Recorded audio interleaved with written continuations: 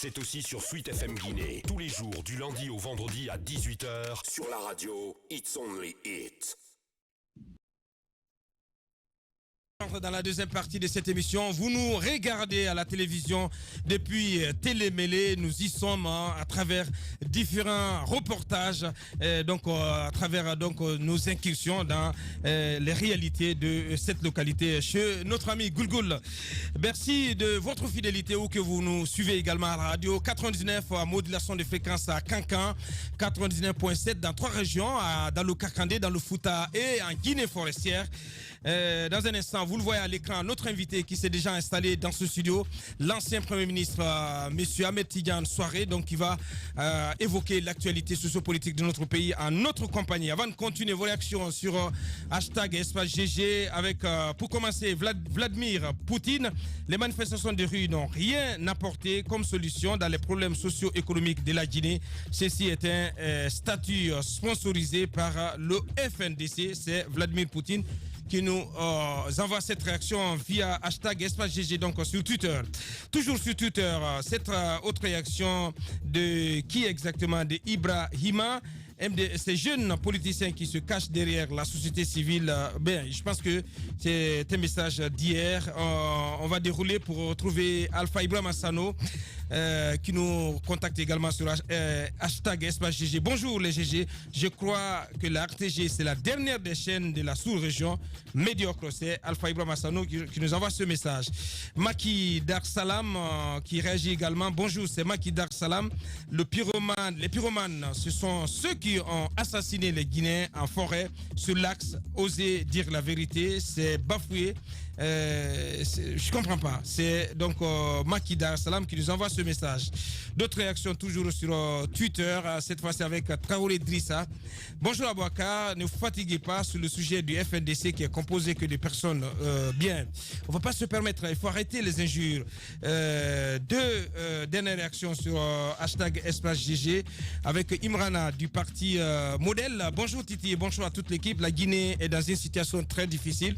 Et pourquoi le silence cimetière des religieux qui normalement devraient être apolitiques et s'impliquer pour dire la vérité au lieu de jouer aux médecins après la mort? C'est Imrana, un message très responsable. Il faut faire comme Imrana Diallo. Cette fois-ci, Daouda Kondé, la Guinée est en train de crever tout simplement parce que, bien, on ne va pas se permettre, tous les messages anxiogènes ne passent pas sur cette antenne. Bien, on va continuer avec d'autres réactions sur d'autres plateformes. On va y venir tout à l'heure à Madousso. Youssef, du côté du PDN, l'histoire est en train de donner raison au PDN de son excellence Lansana Kouyaté. Sa cohérence mérite d'être citée en exemple. C'est un inconditionnel du PDN. Il nous a prévenu de l'incapacité de Kalita à résorber le déficit énergétique de la Guinée et le bâclage des travaux. Retirer ses ministres du gouvernement et refuser de siéger au Parlement pour protester contre la mascarade électorale fond du PDN, un parti à l'écoute et au service du peuple. C'est Youssef Kaba du PDN qui nous envoie ce message. On va y aller du côté du RPG Arc-en-Ciel pour retrouver qui exactement? Mohamed Fofana qui nous dit ceci: le FNDC est le fruit des cadres qui sont à l'origine de la Constitution de 2001 et ceux qui ont participé à la dissolution de cette même Constitution en 2009. Abdourahmane Sano a été ministre dans un gouvernement anticonstitutionnel. C'est lui qui s'érige en défenseur de la Constitution. C'est vraiment drôle. Ils veulent utiliser la violence pour satisfaire l'appétit politique de Kotoselou. Avec le cœur, la raison et le courage, nous resterons debout dans la lutte pour la défense des valeurs de la République. Fama Kotila. Donc, le message est aussi responsable. Bien, on comprend sa direction du côté de l'ARENA. C'est parce que c'est les communications qui ne passent pas du tout. On va prendre deux dernières réactions. On va aller cette fois-ci du côté du PADES. Du côté du PADES, cette réaction de qui? De Mamadi Original. Bonjour, Espace. Aujourd'hui, à travers votre émission, les Guinéens viennent de savoir qui il faut choisir en 2020 comme président. La sincérité et la cohérence dans la politique est une arme redoutable pour la gestion d'une nation. Dr Ousmane Kaba est le seul constant des leaders politiques. Merci pour votre courage. Merci également. Cette dernière réaction de qui exactement? D'un confrère. Kouressi Kondé a deux problèmes. Un, comme il n'ose pas assumer ses prises de position, il tente de faire croire aux gens qu'il est impartial alors qu'il ne l'est nullement. Deux, il fait partie du système Conté qui a envoyé Alpha Condé en prison. Tout son souci aujourd'hui donc est comment se racheter auprès de ce dernier, sachant bien que le président n'a pas oublié, c'est pourquoi il avait limogé de sa fonction de médiateur.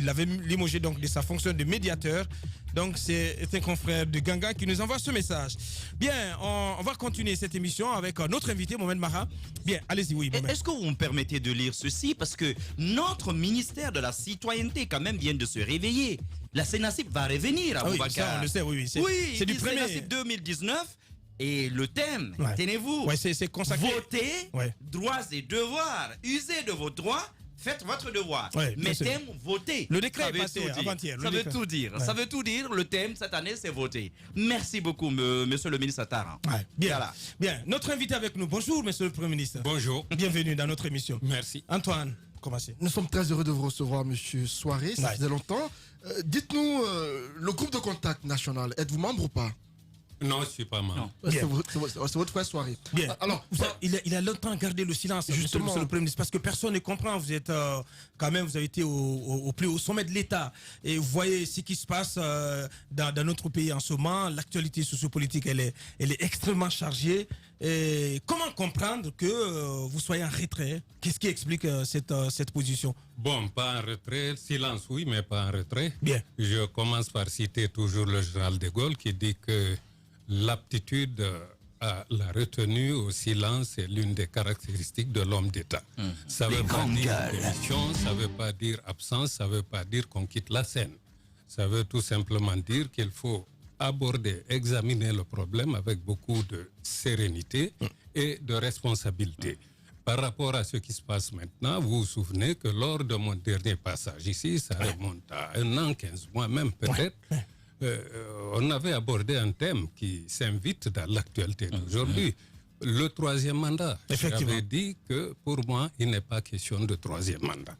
Et aujourd'hui, ce qui se passe, je pense que tout le monde des deux camps, on évite de parler de l'essentiel, le 3e mandat. C'est ce qui divise les Guinéens. Je pense que je conserve cette position, j'observe les acteurs, j'écoute. Vous avez été collaborateur du président Alpha Condé, vous avez été un de ses conseillers. Après, on sait ce qui s'est passé, vous avez quitté. Dites-nous exactement, connaissant l'homme, vous l'avez pratiqué, est-ce qu'il est sérieusement engagé dans un projet de s'offrir un autre mandat à la tête de la Guinée? D'abord, est-ce que vous vous y attendiez à l'époque où vous étiez auprès du président de la République? Est-ce qu'il y avait déjà des signaux que cet homme-là pourrait être tenté par des velléités de s'accrocher au pouvoir? Je n'ai pas en réalité observé de tels signes, étant aux côtés du président Alpha Condé. Et bien sûr, j'étais son conseiller pendant le premier mandat et je crois que sa préoccupation était la construction démocratique du pays, sa construction aussi sur le plan infrastructurel, l'économie et tout ça. Et je pense que là, il s'y est investi de manière absolument remarquable, ce qui a produit des résultats qu'on ne peut pas nier aujourd'hui. À l'époque, dans les années 2012-2013, donc vous pensez qu'il y a des résultats, aujourd'hui, il y a des résultats. Tangibles. En 2012, j'avais dit au président que les résultats étaient mitigés. Aujourd'hui, on ne peut pas nier que la Guinée a bougé. Aussi bien sur quel plan? Sur le plan des infrastructures, sur le plan quelles infrastructures? de l'économie, les infrastructures énergétiques, par exemple. Il y a eu du plus en matière d'infrastructures énergétiques. Il y a un plus en matière de décentralisation, dans le cadre du renforcement du pouvoir financier des collectivités, une idée derrière laquelle nous avons couru depuis longtemps. Ça, c'est une réalité aujourd'hui. Des fonds sont mis à la disposition des collectivités pour leur autodéveloppement. Je pense que ça, ce sont des avancées. En matière économique, on a renoué avec la croissance. Ce sont des avancées, même si le panier de la ménagère attend les retombées de cette croissance. Mais en tout cas, c'est déjà pas mal que le pays ait renoué avec la croissance. C'est également du domaine des réussites que nous observons quand il y a l'installation des principales institutions républicaines qui sont en principe chargées d'encadrer la démocratie. Mais j'ai envie de dire, on entend un mais quand même dans votre discours. Oui. Alors sur le plan démocratique, tout à l'heure, pour revenir à la première question, est-ce que vous vous y attendiez et aujourd'hui, est-ce que vous êtes surpris par quand même cet homme avec tout son passé qui aujourd'hui serait en passe carrément de mettre en péril même la stabilité du pays simplement pour se maintenir au pouvoir. Vous qui étiez déjà là en 2001, mais qui était surtout là, le dernier Premier ministre de l'ère Conté, qui était un témoin privilégié de l'histoire récente guinéenne, est-ce que, en observant ce qui est en train de se passer, quel est le sentiment que vous avez? Écoutez, c'est vrai, je suis témoin de beaucoup de choses. Et c'est en cela que j'ai accepté de venir échanger avec vous ce matin. Pas pour donner des leçons, mais pour expliquer les expériences vécues. Lorsqu'en 2001, il y a eu un référendum qui a été endossé en 2002, offrant au président Conté un mandat à partir de 2003, un mandat supplémentaire, un mandat de plus, et même un mandat de trop. J'ai observé que tous les problèmes du président Conté, tout ce qui a terni ses œuvres, tout ce qui a terni son image, s'est concentré pendant ce dernier mandat. Ce mandat de trop. Les événements de 2007, c'est pendant ce mandat. Quand je suis arrivé Premier ministre en 2008, c'était plus pour gérer des conflits, et des marches, des grèves, des manifestations pour consacrer l'effort gouvernemental au développement du pays. Je suis convaincu que le président Conté aurait quitté de manière plus belle, plus solennelle, plus honorable la scène politique en 2003 qu'il ne l'a fait, bien sûr, en 2008. Après avoir obtenu ce mandat de trop. Après avoir obtenu ce mandat de trop. Ce qui fait qu'aujourd'hui, je déconseille systématiquement à tous les Guinéens de tous les bords de procéder au tripatouillage constitutionnel. La Constitution, c'est ce que nous avons, c'est notre bien commun. La Constitution de 2010, c'est une Constitution chargée d'histoire. Une Constitution qui nous a permis de sortir des griffes de la junte militaire. Une constitution chargée de sacrifices, chargée même de vies humaines.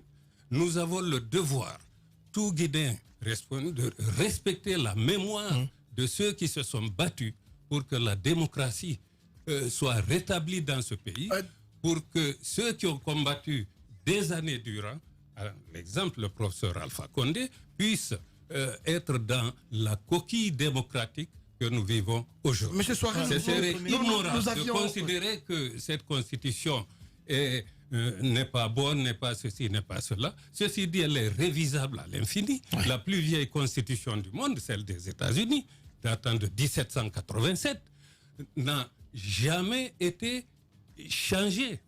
Par contre, elle a été amendée près de 30 fois. Monsieur Soiré, nous avions avant-hier... Révisée, amendée plus de 30 fois. Nous avions avant-hier, monsieur Soiré, juste une question. Nous avions avec nous avant-hier, à cette même place, monsieur Dr Kourissi Condé, qui disait avoir été secrétaire général du CNT à l'époque, et qui a dit que la constitution de l'époque n'était uniquement que consacrée à la junte militaire, et que Sékou Konaté l'a signé sans tenir compte d'un certain nombre de principes. Comment est-ce que vous comprenez ces propos? Vous savez, par principe, je n'aime pas parler de personnes. Je préfère parler de la Guinée. Je parle des propos d'un cadre tout de même qui a ça n'engage que lui, secrétaire général de CNT, s'il peut régner d'un côté l'œuvre qu'il s'est engagé à accomplir d'un autre, ça n'engage que lui. Mais ce que nous savons, c'est que cette constitution a été élaborée par voie consensuelle. cette constitution nous a permis d'éviter des massacres supplémentaires après les massacres du 28 septembre. Cette constitution a permis de baliser le chemin, d'organiser une première élection présidentielle avec prestation de serment, une deuxième élection présidentielle avec prestation de serment, et ainsi donc. Si les acteurs même de cette constitution nous disent aujourd'hui qu'elle n'était pas ceci, elle n'était pas cela, ça n'engage qu'elle comporte des insuffisances. Comment vous entendez cela quand ils disent qu'elle comporte des insuffisances, des anomalies? Mais toute œuvre humaine comporte des insuffisances, des anomalies. Les grandes gueules. Dans la situation actuelle, c'est qu'on nous présente une constitution mythique, mystique ou mystérieuse, prenez le mot que vous voulez, au lieu de dire, écoutez, voici les faiblesses. Tel article, tel article, tel article. C'est notre bien commun. Nous voulons tous avancer. On peut réviser. On révise et on avance. L'autre question, je dois préciser que cette constitution 2010, mon ami le feu Jean-Marie Doré, paix à son âme, avait tenu à ce qu'elle soit soumise au référendum. Ce sont les mêmes cadres qui vous disent aujourd'hui qu'elle a été signée ceci ou cela, qui ont dit non, si cela se faisait, ils allaient démissionner parce que Jean-Marie Doré cherchait à jouer la prolongation à la primature. C'est pour cette raison qu'il nous envoie vers l'exercice référendaire. Bien. Alors, Monsieur Souaré, notre invité, l'ancien Premier ministre Ahmed Tidiane Souaré, donc à notre compagnie. Allez-y, Antoine. On a dit tantôt que vous étiez très silencieux depuis l'entame de ces débats. Aujourd'hui, il y a un front qui a été créé, le FNDC. Il y a un débat autour de la Constitution, mais jusque-là, M. Souaré n'a pas pris position pour un front quelconque. Est-ce qu'on peut savoir quel est votre avis sur la lutte menée par le FNDC? J'ai pris position pour la Guinée. Je veux savoir. Je ne suis aujourd'hui pas président des partis je ne suis aujourd'hui ni de la mouvance, ni de l'opposition, ni du front. Je suis pour la Guinée, pour la vérité. Et que pensez-vous des stratégies de ce front par rapport au combat mené par le FNDC? Elle annonce une manifestation pour le lundi. Qu'est-ce que vous en pensez? Je pense que nous devons regarder la situation avec beaucoup de sérénité. C'est l'action qui provoque la réaction. En premier, je crois que le président de la République a engagé des consultations en faveur de ce débat qui préoccupe tous les Guinéens aujourd'hui. C'est une bonne chose. Mais au constat, il faut dire que ces consultations n'ont pas été inclusives telles que souhaitées par l'initiateur. On ne peut pas consulter le bord favorable ou le bord du centre et exclure tous ceux qui sont défavorables a priori. Oui, mais monsieur le président, ils ont été invités. Il y a quand même des partis politiques et d'acteurs de la société civile membres du FNDC qui ont tout simplement rejeté l'invitation, notamment l'UFR et l'UFDG, qui ont boycotté et qui disent ne pas participer, ne pas cautionner. Nous sommes en démocratie. Nul n'est obligé de répondre à une invitation. Lorsqu'on estime que l'objet ne vous sied pas, en démocratie, vous dites que je ne viens pas. Oui, mais est-ce que vous pensez dans que ce cas, le mot consultation-là avait lieu d'être sur le débat relatif à une nouvelle constitution? Est-ce que vous pensez qu'on devrait mener ces consultations-là? Bon, sincèrement, moi, j'aurais procédé autrement. Comme je l'ai dit tout à l'heure, il fallait expliquer aux Guinéens, pour leur rendre service, les faiblesses de la constitution actuelle. C'est notre bien commun. Une constitution. Et dans le cadre d'une révision. Dans le cadre d'une révision. Parce que pour moi, changer de constitution est un événement majeur. Changer de république doit relever d'une circonstance exceptionnelle. Je ne pense pas que nous soyons dans la nécessité de casser notre maison, la reprendre, pour la reconstruire. Nous pouvons mettre des couches de peinture, réaménager, ajouter des chambres et tout ça, diminuer des ouvertures pour qu'on respire plus. Je pense que cela, c'est plus vendable. Donc en gros, si on vous suit très bien, ça veut dire que ces consultations n'avaient pas lieu d'être, ou si elles avaient lieu d'être, elles devaient porter sur des amendements à apporter à la Constitution, mais pas dans l'optique d'une nouvelle Constitution. Bon, écoutez, c'est une question de méthode. Aujourd'hui, l'institution supérieure, c'est le président de la République. Il a il a les prérogatives d'appeler à un référendum, à une révision, même à un changement de constitution, si les circonstances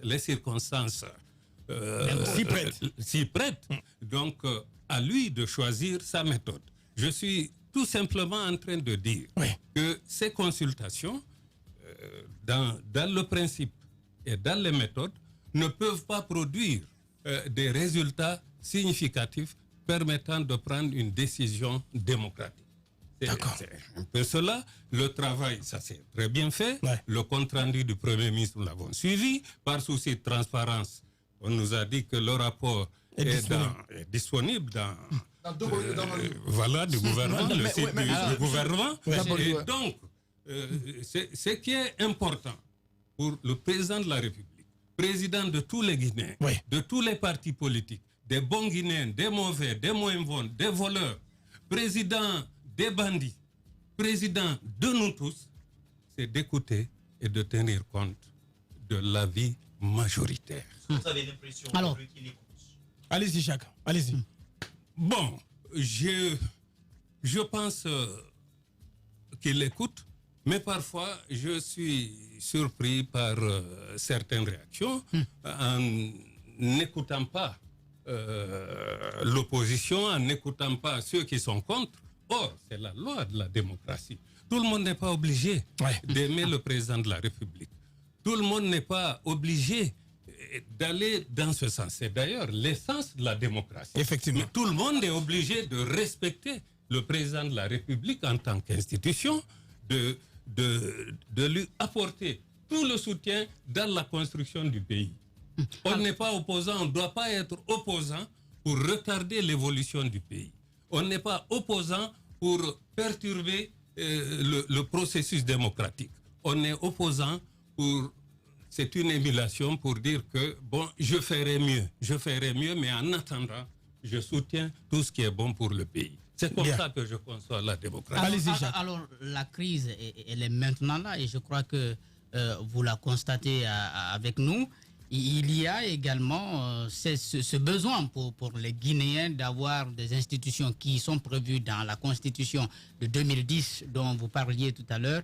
Est-ce que vous pensez qu'il y a aujourd'hui possibilité, à moins de 2 ans, disons, de la fin du mandat du président de la République, d'avoir ces institutions que de procéder, n'est-ce pas, à une modification, à une révision de cette constitution. Ces institutions qui sont prévues, parce que si vous écoutez les gens de la mouvance, ils vous disent il y a des propositions qui sont faites dans cette constitution qui sont plutôt fantaisistes. Il y a certaines dispositions qui sont assez floues. Les relations, par exemple, entre le Premier ministre, dit-on, et le président de la République. Est-ce que vous pensez qu'il faut laisser ce constat-là en l'état avant la fin de ce mandat, ou alors on peut quand même faire ça maintenant? Écoutez, le président Alpha Condé est très avancé dans la construction de l'architecture démocratique de notre pays, parce qu'il faut reconnaître que les principales institutions sont installées aujourd'hui, par lesquelles s'exprime et agit la démocratie. C'est peut-être l'un des éléments. J'ai dit très avancé, je n'ai pas dit achevé. Donc, le meilleur cadeau pour cet homme emblématique. Cet homme emblématique, il faut le dire, le président Alpha Condé est un homme emblématique qui a fait des décennies dans la lutte, qui a refusé de partager le pouvoir avec ceux qui étaient aux commandes, sous prétexte que ce n'était pas dans sa vision. Et donc le RPG a continué une lutte des décennies durant jusqu'à la conquête démocratique du pouvoir. Et donc cela a permis à la Guinée d'être un exemple en la matière, après tant de perturbations. Et donc cet homme-là est allé à la conquête même de la présidence de l'Union africaine. Effectivement. Je pense qu'il est emblématique au point qu'il est une référence en matière de démocratie. Je serais extrêmement surpris qu'on renonce à une aventure, qu'on renonce à un destin africain, mondial, universel, de démocrate, à l'image de Mandela, à l'image d'Obama, et qu'on revienne à des gestions quotidiennes perturbant la quiétude sociale et politique du pays. Ouais. Allez-y, Monsieur Souaré, vous l'avez dit, les consultations nationales menées par le Premier ministre sont terminées. Le président Alpha Condé a instruit Dr Kassouri Fofana de mener ces consultations et de lui faire donc des recommandations. Il doit s'exprimer logiquement sur la question. Vous l'avez connu, vous l'avez côtoyé. Selon vous, à quoi peut-on s'attendre dans cette déclaration aujourd'hui du président Alpha Condé concernant l'établissement ou pas d'une nouvelle constitution en Guinée? J'ai connu un démocrate, j'ai connu un président soucieux de la construction du pays, de rattrapage dans tous les domaines. J'ai eu souvent l'opportunité d'échanger avec lui de manière très directe et sans parti pris. Sans filtre. Ouais. Sans filtre. Ouais. J'ai été nommé par lui, j'ai accepté, j'ai été nommé par lui, j'ai été remercié, mais il doit noter vous-même avec vous que je suis le seul cadre qu'il ait nommé, qu'il a remercié et qui a continué à garder la posture de silence sans attaquer ce qu'il a découvert dans la gestion. Ouais. C'est ça l'homme d'État. Je cherche à... Les grandes gueules. Et c'est pour cette raison que j'ai la liberté d'expression. Ouais. Je ne peux pas être Premier ministre et mentir à un seul Guinéen. Je pense donc que le président Alpha Condé, que j'ai connu, l'homme avec son parcours, avec ses réalisations, je vous avais dit ici qu'on ne finira jamais de construire. Par contre, s'il offre un cadre démocratique serein, il va rentrer dans l'histoire. Effectivement. Et là, par la grande porte, je pense que l'homme que je connais ne va pas dévier de cette situation, malgré les circonstances. Malgré les pressions, peut-être aussi. Malgré les pressions, il faut savoir aussi que parce qu'il fait face est un lieu de pression. Il fait face aussi le président de la République, aux pressions de son camp. Qui reçoit 1000 messages de son camp, des camps indépendants, national, international. Il est soumis à toutes les pressions. Entre mille feux. Mais je pense qu'il aura la sérénité et la force d'accomplir sa mission historique et de résister à la tentation. Qui est de montrer que la Guinée a été le premier pays à dire non au système colonial français. La Guinée a été le premier pays à instaurer le multipartisme politique en Guinée et donc amorcer la démocratie. La Guinée a été le seul pays où il y a toujours eu des changements brusques de régime sans effusion de sang. Et tout cela, il doit le montrer et l'assumer.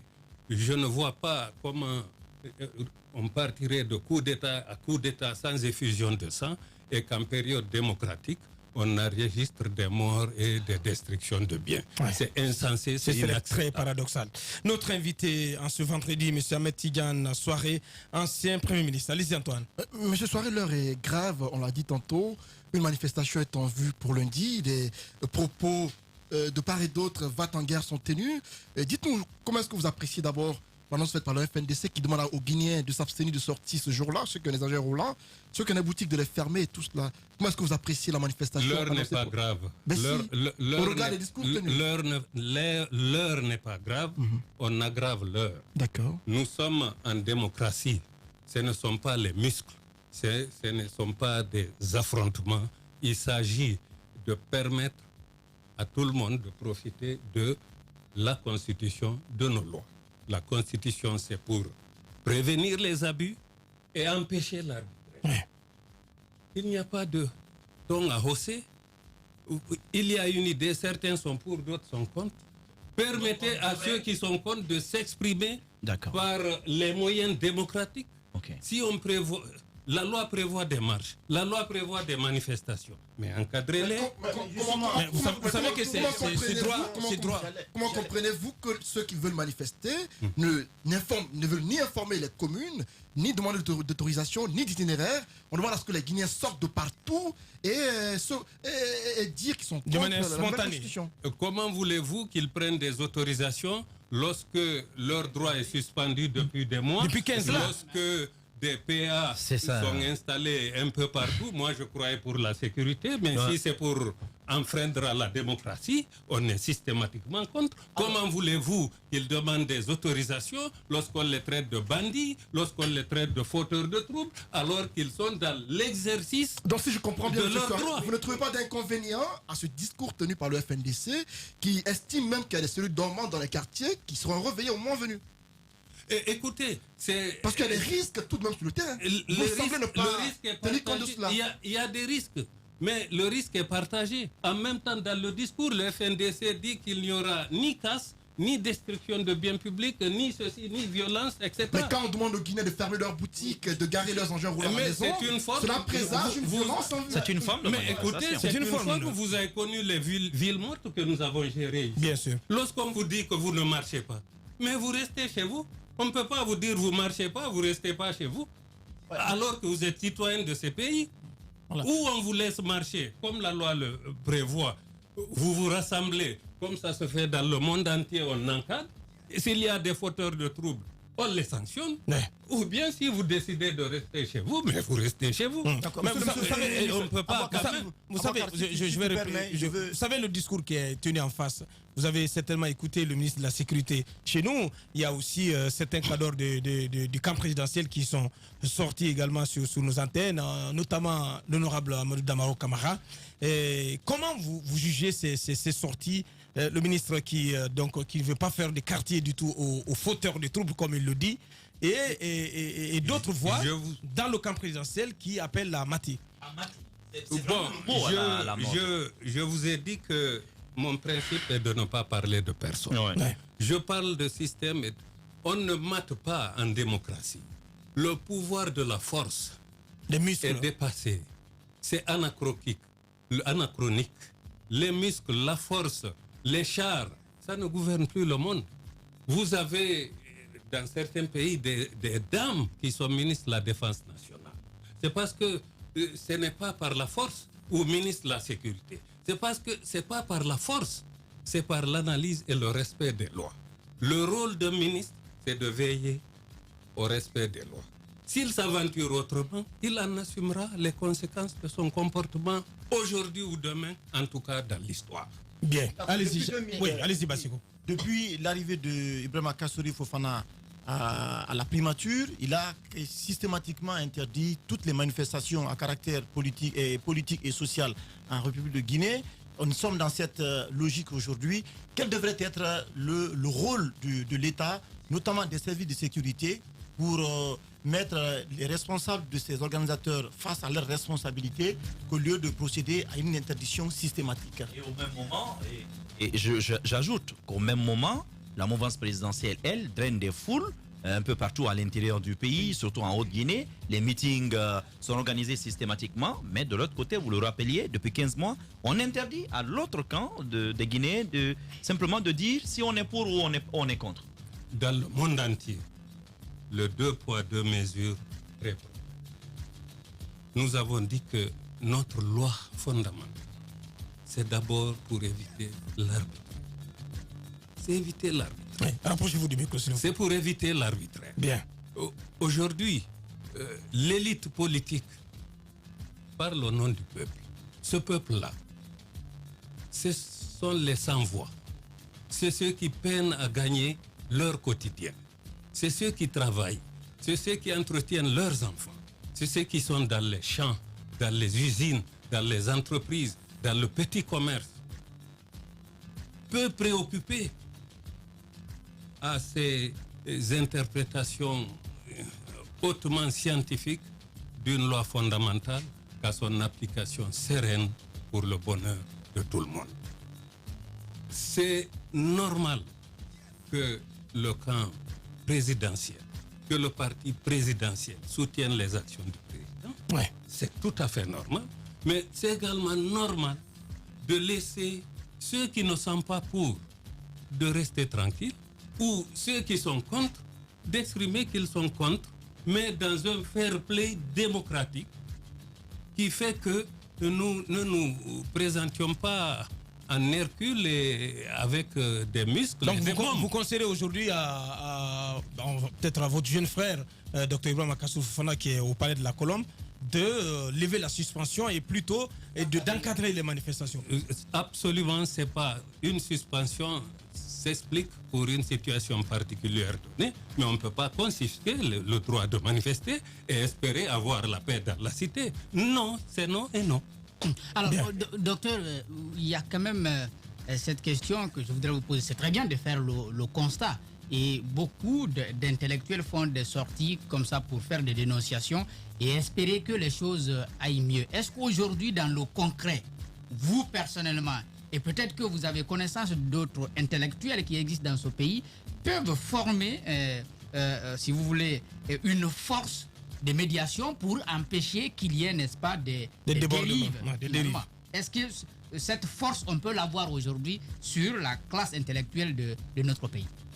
Écoutez, moi, je n'aime pas ces histoires de médiation.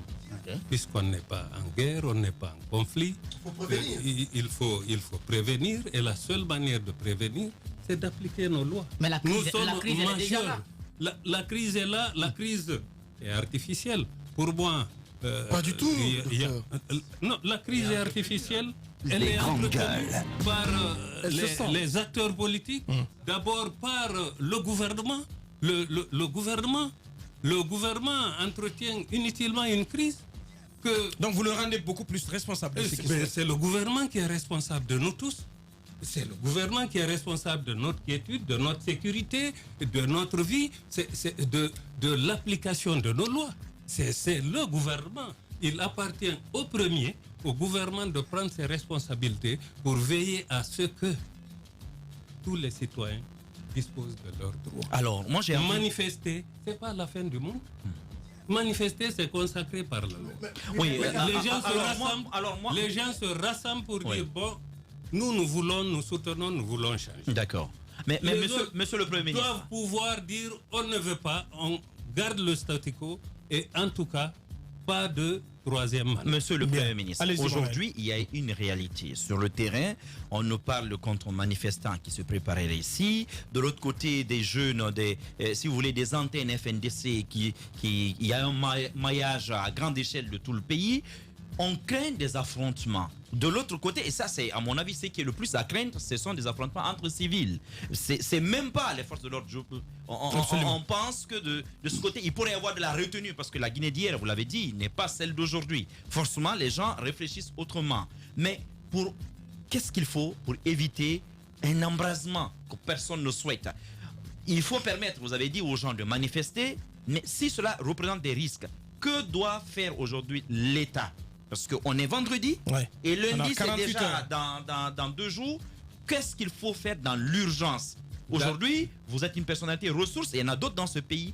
Qu'est-ce que vous proposez pour que vraiment on n'aille pas à l'affrontement, mais qu'on trouve une solution idoine, mais rapidement? Rapidement, il appartient au gouvernement d'évaluer les risques de cette forme ou de cette autre forme. Moi, je pense que très rapidement, le président de la République devrait s'adresser aux Guinéens, leur rappeler que nous sommes en démocratie, une démocratie qui est d'ailleurs mature, au sein de laquelle où les droits de chacun devraient être respectés. D'ailleurs, j'ai entendu le président à l'occasion d'une cérémonie, je crois, il y a 48 heures, dire que chacun est libre de manifester. Si l'interdiction de manifester est levée, moi je pense que le gouvernement peut lever l'interdiction de manifester, demander au FNDC de reporter sa manifestation qui aura lieu en bonne et due forme, de manière encadrée, pour permettre à tout le monde d'exprimer son intime conviction en matière de démocratie. Je pense que cela pourrait éviter les manifestations informelles diffuses dans les secteurs, dans les quartiers, difficiles à maîtriser. On ne peut pas trouver un policier, un gendarme pour chaque Guinéen. Ce n'est pas possible. Bien. Vous avez suivi certainement les sorties du président Alpha Condé aux États-Unis dans un média comme la VOA, où il a dit qu'il ne sait pas quand il quittera le pouvoir. Et devant ses partisans à New York, il a appelé à aller au référendum, alors qu'au même moment, il avait engagé son Premier ministre à des consultations. Vous pensez que ces discours, ces sorties du président sont totalement en faveur de son vouloir d'aller à ce référendum? Et il a même ajouté que les États-Unis ont changé de constitution plus de 20 fois. Ouais.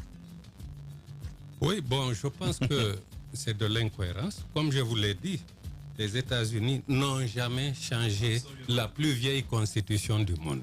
Par contre, ils l'ont amendée. Plus d'une vingtaine de fois. Près de 30 fois. Ouais. Nous pouvons amender à satiété. Moi, je pense que c'est des sorties qui ne ressemblent pas à l'homme, que moi je connais. Des sorties qui ne ressemblent pas au destin de l'homme. Ouais. Des sorties que je ne conseille pas à la posture de l'homme d'adopter. Vous ne pouvez pas œuvrer pendant 50, 60 ans à construire une maison, qu'elle soit appréciée comme étant la plus belle du pays, la plus belle du continent, et qu'elle puisse être versée au patrimoine universel comme une contribution exceptionnelle. Vous êtes artisan de cela et vous prenez un autre chemin. Je ne comprends pas. Ouais. Et là, ça vous décevrait beaucoup. Vous en serez déçu. Déçu, absolument. Les grandes gueules. C'est une question de vocation. Aujourd'hui, le président de la République, il ne s'appartient pas. C'est notre institution qui nous a permis de nous épanouir pendant son temps. Franck Fanon dit chaque génération découvre sa mission. Il lui appartient de l'accomplir ou de la trahir.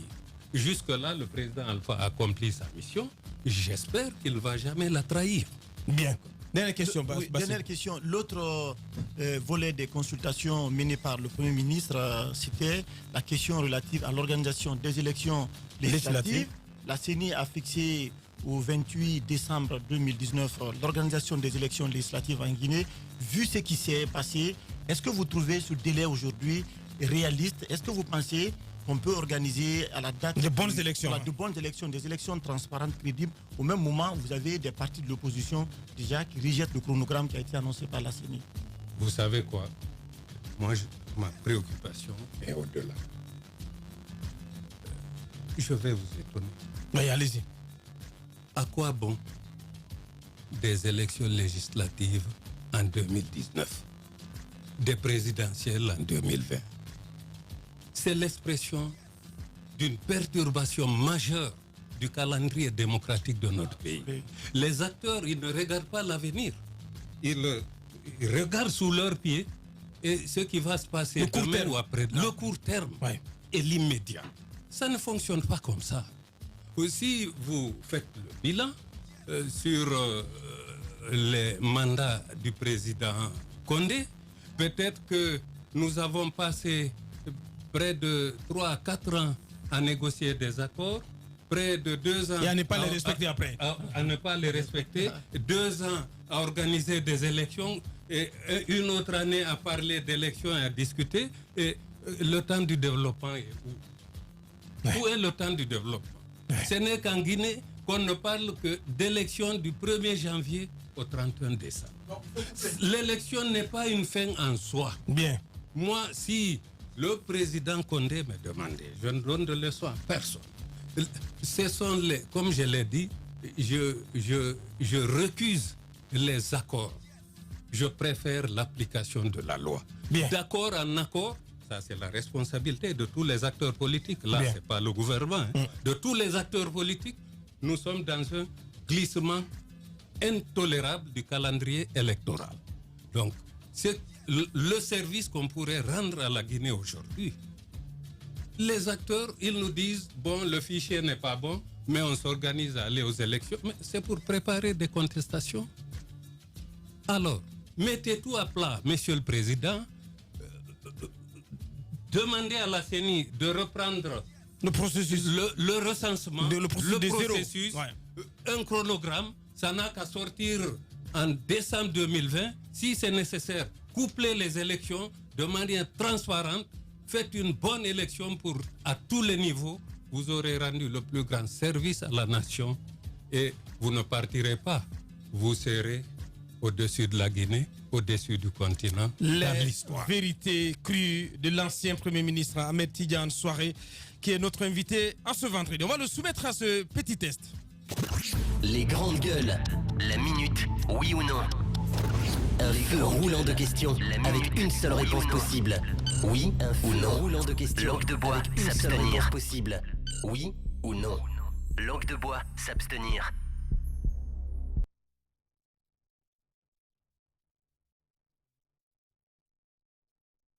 De l'ancien Premier ministre Ahmed Tidiane Souaré, on vous soumet à cette rubrique, monsieur le Premier ministre. Vous avez à répondre par oui ou par non. Allez-y, Mohamed. Alpha Condé, c'est la dictature. Non, mais c'est le principe ici. D'accord. Alpha Condé s'est déjà engagé dans une voie qui l'amènera à sortir par la petite porte. Oui ou non? Je souhaite qu'il sorte par la grande porte. Allez-y, Bassego. Les 9 ans de gestion du président Alpha Condé sont positifs, oui ou non? Ils sont positifs. Allez-y, Jacques. Oui ou non, le gouvernement aurait mieux à faire qu'interdire les manifestations? Bien sûr. Oui ou non, Dr Souaré est déçu de la classe politique guinéenne? Non, pas déçu, non. Oui ou non, vous vous sentez visé, comme d'autres anciens gestionnaires de ce pays, d'autres anciens premiers ministres, par les attaques incessantes et régulières d'Alpha Condé à votre endroit? Quand il dit régulièrement que c'est eux qui ont mis le pays à terre, qui ont détruit ce pays et que vous n'avez plus rien à faire, vous n'avez plus de leçons à donner, est-ce que vous vous sentez visé, oui ou non? Là, je prends la liberté de commenter un peu, parce que c'est une attaque, comme vous dites. Oui. Je l'ai dit devant vous ici, que c'est une grosse erreur de s'attaquer à un ancien Premier ministre qui n'a pas que 2 yeux et 2 oreilles, mais des réseaux. J'avais dit au président que tant qu'il s'attaque aux anciens premiers ministres, il ne va pas avancer. Il avait rectifié le tir. Récemment, ça revient. J'ai entendu dire que il ne donnera pas le pouvoir à un ancien Premier ministre. J'ai dit oui. J'ai écouté le professeur Alpha Condé. Je n'ai pas entendu le peuple. Je n'ai pas entendu la voix de Dieu.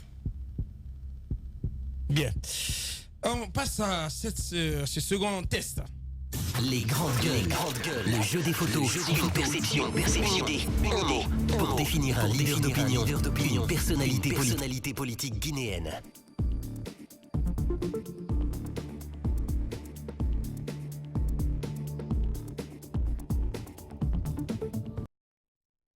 Qu'est-ce qu'il pense des personnalités guinéennes, des acteurs sociopolitiques de notre pays? On va le soumettre à ce test. Allez-y, Mohamed. C'est Lou d'Alain Diallo. Comment vous le définirez en 2 mots?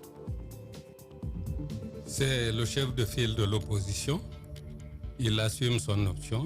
Il se bat. Votre regard, c'est ce qu'on demande. Votre regard sur sa personne, sur son combat? Il mène un combat dans le cadre de la démocratie. C'est un combat positif. Ibrahima Kassouri Fofana. Il assume son rôle de Premier ministre. J'ai bien apprécié sa prestation lors de l'exercice de la mission que le président de la République lui a confiée avec les consultations. Il a écouté, il a rendu compte, il n'a pas pris position. C'est digne et responsable. Allez-y, Jacques. Alpha Ibrahima Keïta. C'est un jeune frère. Vous savez que j'ai longtemps parlé de lui ici. C'est le frère à un ami personnel qui n'est plus des nôtres, un membre de Mao. Je ne souhaite pas faire de commentaires sur lui. Dadis Camara. Dadis Camara, je l'ai dit ici, c'est un personnage qui a marqué un segment de notre histoire par un saut, certes, un saut avec le massacre du 28 septembre. c'est quelque chose d'inoubliable dans sa gouvernance. Dans le fond, c'est une personne qui est véridique et qui dit ce qu'elle pense. Dernière photo, Mohamed. Préma Condé. Le général Condé est un personnage politique qui a joué un grand rôle dans la décrispation politique dans ce pays. Parfois même, on a eu à partager des missions ensemble. C'est une grande personnalité, par contre, très expérimentée en matière d'administration et tout. Par contre, sa déclaration a fait une grande surprise sur moi, sa dernière déclaration. Bien. Notre invité en ce vendredi, la dernière représentation au compte de la semaine, M. Ahmed Tidiane Souaré, ancien Premier ministre. Monsieur le Premier ministre, vous avez cette caméra en face de vous.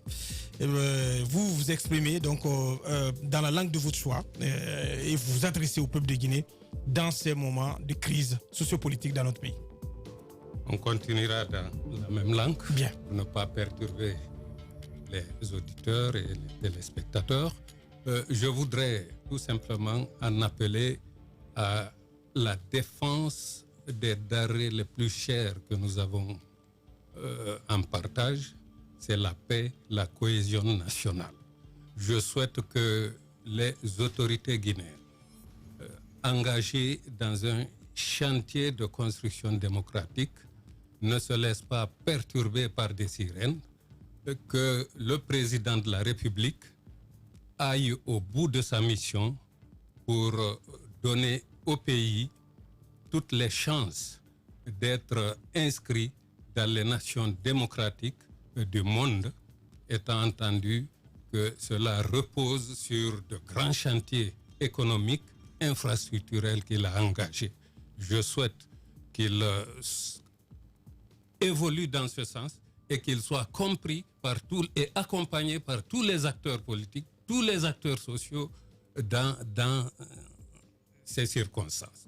Je souhaite qu'on évite de toucher à nos fondamentaux. Nettoyons tout ce qui n'est pas bon dans nos constitutions, mais ne changeons pas notre histoire, parce qu'on ne pourra même pas le faire. On va tenter, mais la force et l'initiative reviennent au peuple et non au canon ou au sabre. Je souhaite donc que les Guinéens évoluent dans l'exercice de la démocratie. C'est la loi du grand nombre. Il n'y a pas de haine. Nous sommes tous des frères. Nous sommes des enfants de ce pays.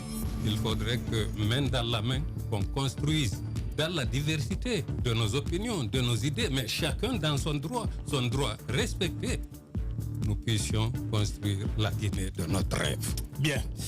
C'était l'ancien Premier ministre Ahmed Tidiane Souaré, notre invité en ce vendredi. Vous avez suivi cette émission. Donc vous commentez, vous continuez donc vos réactions à commenter cette sortie de l'ancien Premier ministre Ahmed Tidiane Souaré chez vous. Ça n'est terminé. Merci à vous, Monsieur le Premier ministre. Merci d'être passé nous voir dans cette émission. Merci à tous les chroniqueurs. Merci à l'équipe à la régie. Et merci également à notre réalisateur du côté de la radio, Amadou Sow. Portez-vous bien. Merci de l'attention où que vous nous avez suivis à la radio ou à la télévision. On remet les compteurs lundi avec le turbo. Portez-vous bien. Au revoir. Événement. Une date, 22 novembre 2019.